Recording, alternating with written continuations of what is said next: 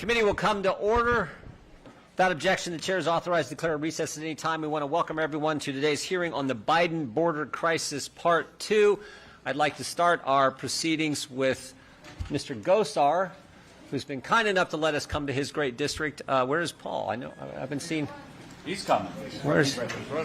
Oh, here comes Mr. Gosar. We'd like to ask Congressman Gosar to lead us in the Pledge of Allegiance. If you would, if you'd all stand for the pledge.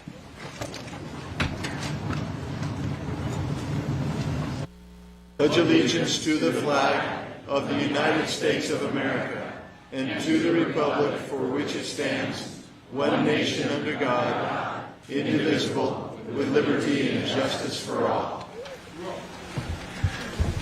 Thank you. Paul, thank you.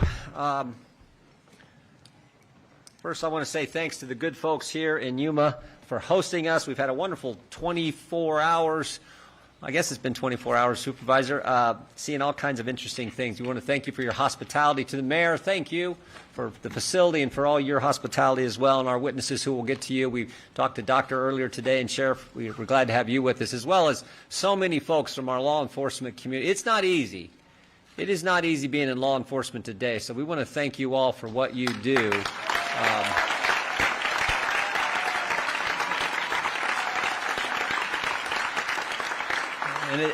And obviously it's even tougher when we're down here on the border and dealing with what we have.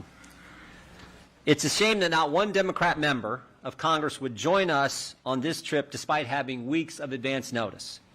It's disappointing, but it's not surprising. In fact, the Democrats have called this a stunt. I would argue it's not a stunt, not what we've.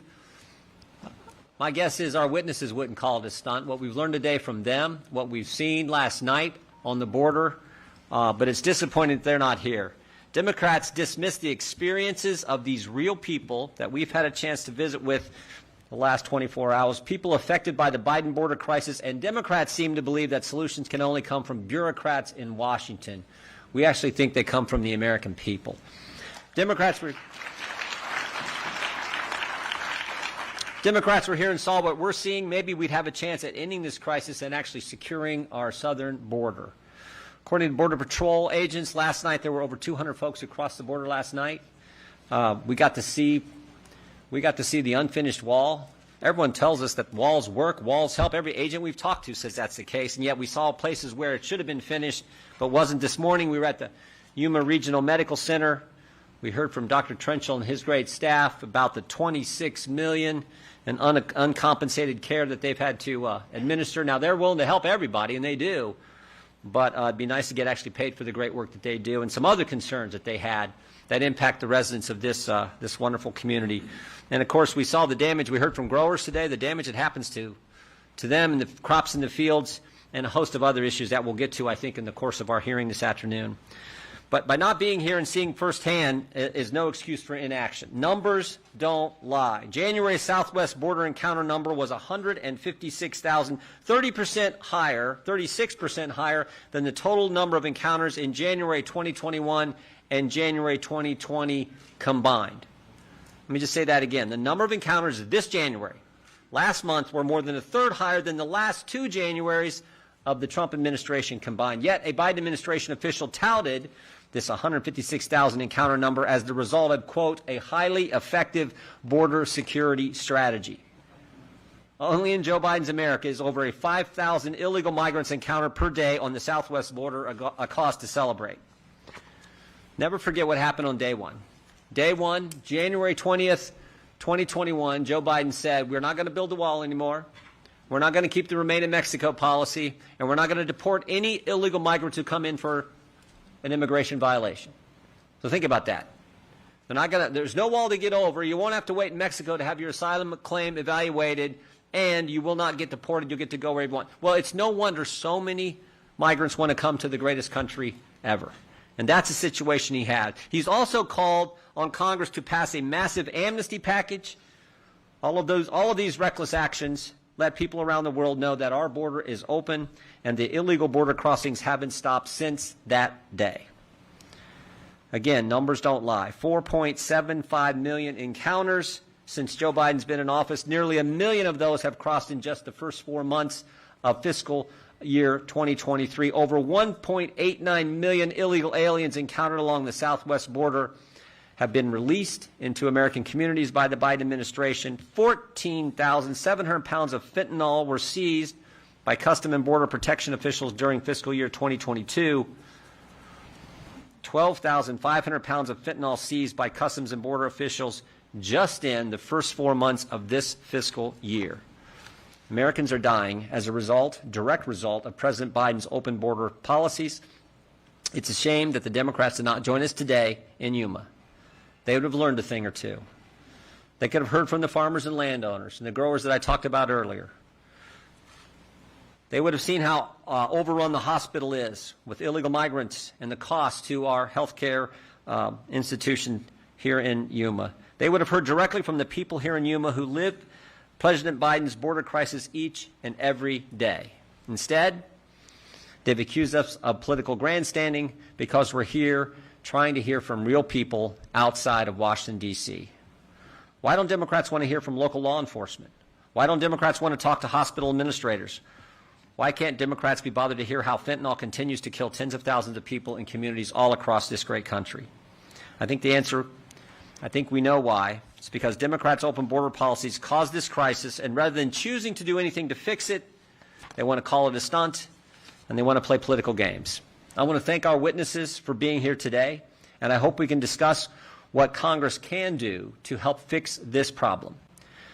With that, I would like to recognize our subcommittee chairman. There he is, Mr. McClintock. Our subcommittee chairman on the issue of immigration, Tom McClintock from the great state of California. Mr. McClintock's recognized. Thank you, Mr. Chairman. As you know, the morning of Inauguration Day, 2021, illegal immigration had slowed to a trickle, and our borders were finally secure for the first time in decades. The border wall was nearing completion. The Remain in Mexico policy had all but stopped phony asylum claims, and ICE was actually enforcing court-ordered deportations. By the afternoon of that same day, Joe Biden had reversed these successful policies and initiated an unprecedented illegal mass migration on a scale that no civilization in history has ever survived. Since that afternoon, this administration has deliberately admitted into the interior of our country 1.9 million illegal immigrants, 600,000 of whom have not even been given notices to appear in court. While the Border Patrol has been overwhelmed changing diapers and taking names, another 1.2 million known gotaways have entered our country as well. So that totals 3.1 million illegal immigrants who've been allowed into our country to violate our borders and demand billions of dollars of taxpayer resources that we're supposed to be helping Americans. 3.1 million is a population larger than the entire state of Arkansas, a state that has 7 congressional districts. And that's just in the last 25 months. The vast proportion of these people are homeless, impoverished, and desperate. Gallup warned us last year that there are 42 million people living in poverty in Latin America and the Caribbean alone who intend to come here now that they can, and they are. There's no question that this policy is deliberate and calculated. For 2 years, we couldn't get the Democrats to hold a single hearing on this crisis, not one. In the first 6 weeks of this session, Republicans have held 2. And we've come to the border today to ask the people who are at ground zero to tell us of their experiences, and not a single Democrat on this committee has bothered to show up to listen. If not already affected, every American soon will be, because every community will soon face the practical effects of this collapsed border. We have to ask ourselves, how does it make our schools better to pack classrooms with non-English speaking students? How does it make our hospitals more accessible by flooding emergency rooms with illegals demanding care? How does it strengthen our social safety net by adding millions of impoverished individuals to a system that's already strained to the breaking point? How does it make our children safer with fentanyl flooding our neighborhoods and killing nearly 300 Americans a day? How does it make our communities safer to introduce violent cartels into them and make it all but impossible to deport criminal illegal aliens? How does it help working Americans to undercut them by flooding the labor market with cheap, illegal labor? We are here today to listen to our fellow Americans who live with the full impact of this new and lawless age, one that's rapidly making its way to every town and every neighborhood in the country. On my last trip to Yuma this past fall, I asked rank-and-file Border Patrol officers what laws they needed us to write to do their jobs. To a person, every one of them said the same thing. We don't need new laws. We need to enforce our existing laws.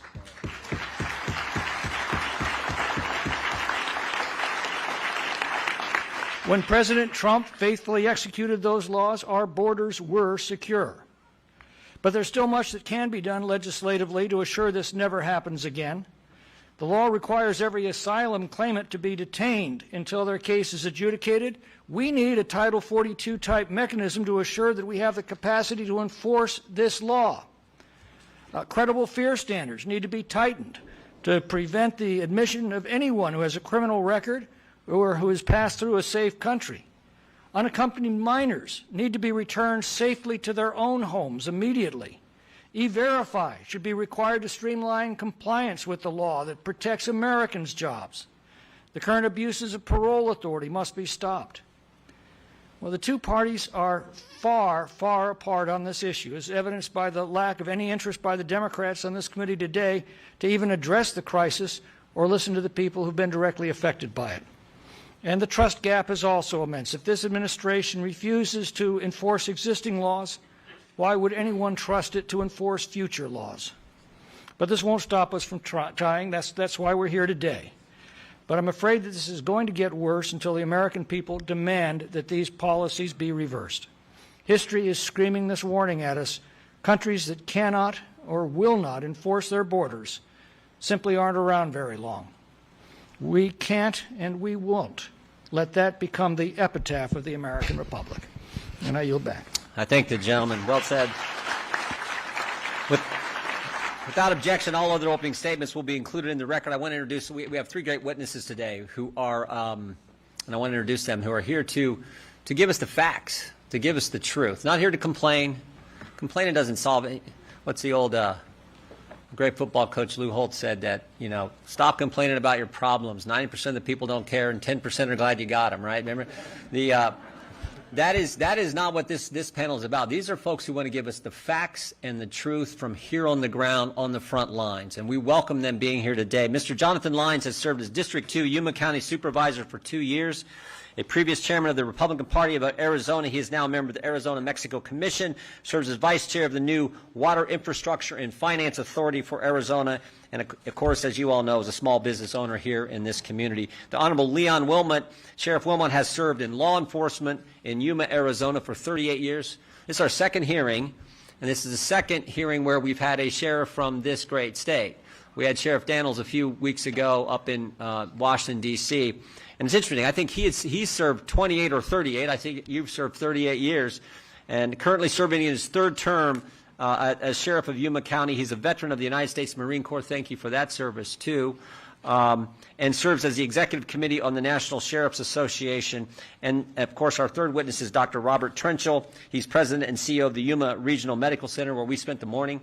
Amazing facility. He has nearly 20 years of experience in senior management of medical care, graduated from the medical school at Nova Southeastern University in Fort Lauderdale, Florida, which is dear to my colleague's heart here from the great state of Florida, and was in private practice from 1990 until 2000.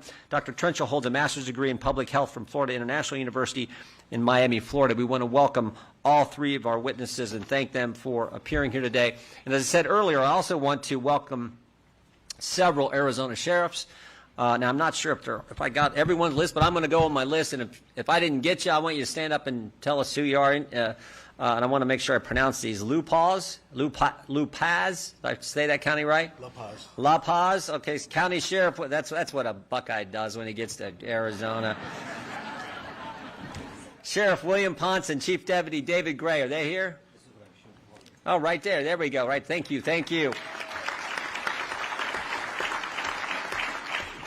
Pinal County Sheriff Mark. Did I get that one right? Pinal. You got to help me, yeah, Biggs. What the heck? It's Pinal County, brother. Pinal County. Sheriff Mark Lamb and Chief Deputy Matthew Thomas, thank you as well. Cochise County, I got that one right. Cochise County Mark Daniels, because that's because I had that before. He was there 2 weeks ago, but I know Mark couldn't make it, but he was there in D.C. Graham County Sheriff Preston Allred, excuse me. Yeah.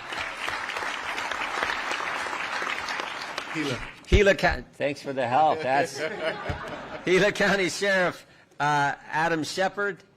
Thank you, Sheriff. Thank you. Yavapai. Wow.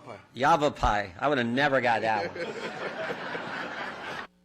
one. Sheriff David Rhodes, thank you as well. Navajo. I would have got the last one. Navajo. Sheriff David Klaus, thank you as well for being here. God bless you all. We will begin by swearing in our witnesses. If you'd all stand, raise your right hand. Our three witnesses here. Do you swear or affirm under penalty of perjury that the testimony you're about to give is true and correct to the best of your knowledge, information, and belief, so help you God? Yes. Let the record show that each witness answered in the affirmative. We're going to give you 5 minutes. You guys can be seated. We'll start with Dr. Trenchel, and we'll go right down the line, 5 minutes, and then the sheriff, and then Mr. Lyons. And yeah, pass that microphone. I'll give you a little light tap with the gavel when you get to about 4.5 minutes. But we're going to be, we're amongst friends here. If you got to go a little longer than 5.5 minutes, that'd be fine too. So, Doctor, you're recognized, and thank you again. Thank you, Chairman. Good afternoon, Chairman Jordan and members of the committee. I'm Dr. Robert Trenchel, President and CEO of Yuma Regional Medical Center, and thank you for being here in person today to get a firsthand account of the impact that open borders have had on our hospital and community over the past year and more. I've been in Yuma for close to 8 years as CEO, and I bring over 30 years of experience in healthcare administration. Yuma Regional Medical Center is a 406-bed hospital that offers a full range of acute care services. The closest hospitals that do what we do are located 180 miles away in Phoenix or San Diego. Given our geographic location, our hospital and health system holds a deep responsibility of keeping local families close to home for care whenever possible. For many who live here, traveling out of town for care is simply an unbearable challenge. They depend on us to be here. Our mission to meet the needs of the community is always in the forefront of every decision. I also want to acknowledge the work and heart of our staff at Yuma Regional Medical Center, who continue to work and care for patients each and every day. They provide the same high level of care for every patient. We do not treat anyone differently, and we take pride in that. If your mother or grandchild walks through our doors, or if a migrant walks through our doors, they will receive the same level of care. We've had a significant increase in the number of migrants crossing the border into our community. Our hospital saw an increase in the number of migrants seeking care beginning late fall, early winter of 21. They arrive to our hospital emergency room in a multitude of ways. Some patients come to us via Border Patrol, who typically release them from custody upon arrival. Other patients walk in, take taxis. Some even come by Uber. As I've said, we're the only acute care hospital in the area, which means diversion to another facility is not an option. We are it. Some migrants come to us with minor ailments, but many come in with significant disease. We've had migrant patients on dialysis, cardiac catheterization, and in need of heart surgery. Many are very sick. They have long-term complications of chronic disease that have not been cared for. Some end up in the ICU for 60 days or more. One of the largest cohorts we have seen are maternity patients who present with little or no prenatal care. These higher risk pregnancies and births result in higher complication rates and longer hospital stays. Due to a lack of prenatal care, many of these babies require a stay in our neonatal intensive care unit, some for a month or more at a time. There are language and cultural concerns with migrant patients. We work through those, but when you consider the volume and associated case management that comes with it, resources have to support this as well. Migrants often require 3 times the amount of human resources to resolve their cases and provide them with a safe discharge as defined by CMS. That effort includes assisting in locating families, making sure they have a safe place to go when they are discharged, arranging and sometimes purchasing durable medical equipment when needed. We have paid for emergency air transport when they need a higher level of care, hotel rooms, taxis, and car seats. We do all these things because it's the right thing to do from a humanitarian perspective, but it also allows us to open up a hospital bed sooner for another patient in our community. None of these expenses are included in the $26 million figure. Our reality is this. We have delivered over $26 million in uncompensated care to these individuals in the 12-month period from December 21 to November 22. That's an auditable figure. Let me assure you this is not an approximation. That number comes from a detailed review of unpaid patient bills directly attributed attributed to migrant patients. $26 million in uncompensated care is simply not a sustainable business model. While this is a huge number that we have validated, the point is that any number is not acceptable. It is an unsustainable model to have a hospital like ours bear the entire burden of paying for migrant health care. No business or service can survive ongoing large-scale expenses without any offsetting revenue. Because of this surge in migrant care, we've had to hire additional staff at a time when healthcare labor post-pandemic is higher than ever. Every dollar in uncompensated care has a direct impact on our hospital. Migrant patients are receiving free care. They have no ability to pay. We have no ability to bill anyone. We don't know their final destination. We don't know anything about them. We cannot provide completely free care to the residents of our community, so the situation is simply not fair and understandably concerning to them. Let me put this into perspective. $26 million is equal to the salary and benefits to support 212 bedside nurses. The city of Yuma has 100,000 people, and we've had over 300,000 people cross the border here. That's 3 times the population of Yuma coming across the border. We're the only hospital within a 3-hour radius, which means they come here. We've contacted our state and federal leaders, and no one has a solution. They are willing to listen and are empathetic to our situation, but so far we have no solutions or reimbursement for the care. We've been at this for well over a year now. On behalf of our entire healthcare team, I'm here seeking your leadership support to find a payer source for the care we have already provided and will continue to provide in the future, and to put long-term solutions into action that will support our daily commitment to be here for our community for years to come.